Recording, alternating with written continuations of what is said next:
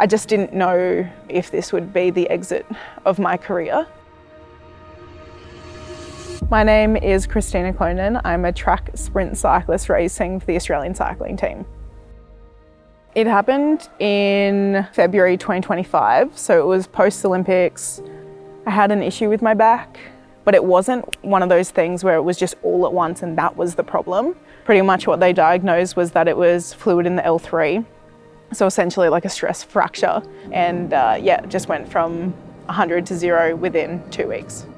When the injury first started, I had in my head that, I would come back and I would be stronger, and this was building character and building resilience. But then probably 8 months passed and the problem was still there, and I couldn't do anything. Like, I couldn't tie my shoelaces or sit down for too long or stand up for too long. It interfered with my life, and I kind of became, in a melodramatic sense, I just became a hostage in my own body. Kristina was a new athlete for myself to work with, and she'd been at the QAS before and was returning back to Brisbane and home, which helped, and certainly from her point of view, I imagine. So it was really important we were working together as a whole team from the Oz Cycling side, the QAS side, in terms of her relocation and things like that. One of the things with lower back pain and the lower back injury is it's not like a broken arm or a broken leg, so you can't see it. So I think in those initial discussions, you could tell that Kristina was quite frustrated with how things were going from a physical prep point of view.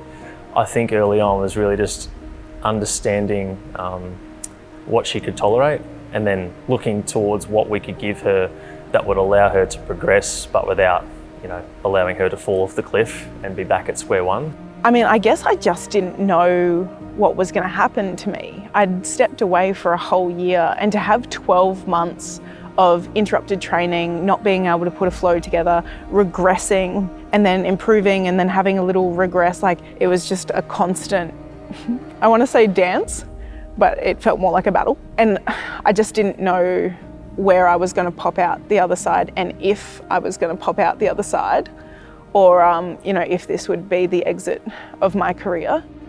Yeah, unfortunately, this kind of presentation is a pretty slow process. Being a strength power athlete and the demands of her sport require some pretty heavy gym focus, which is not ideal with this kind of pathology. Basically, management-wise, it was a real balance between working with Dan in the gym, the coaches on the track side of things, and finding things that were safe for Kristina to do. Knowing where Kristina was and where she wanted to go and where she had been before, and really helping her understand the steps she needed to take to get there. So it's far, far easier to have an athlete that is so driven, so motivated and so competitive than having the opposite. So I think in many ways it was trying to create space to allow her to progress, to make sure that we were trending in the right direction. So I think to be back at track nationals, it was a bit of a surreal experience, which probably for the first time in my life, I stepped back from the actual competition. It's been great.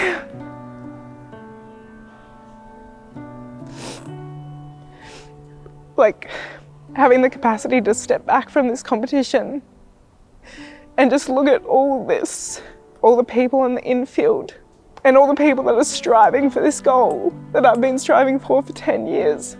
That it's this sport has really given me this unreal perception of life that I don't think I would have got otherwise.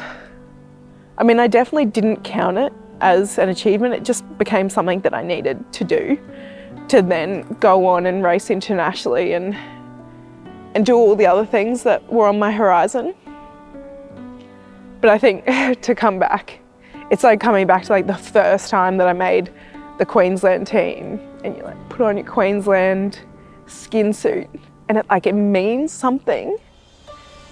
I think the full circle moment of getting in my skin suit, day of competition, zipping up and be wow, I made it. For Kristina, it's been a very trying 2025, and I think all those sessions, all those hours that she put in will pay massive dividends in the future. I think this Com Games is making the team is going to feel different because it hasn't been a given. And the amount of work that has gone into getting back to that level is astronomical. And pulling on that skin suit, soaking up a major games, performing without the limitation of an injury, all of those things combined can turn into something pretty special.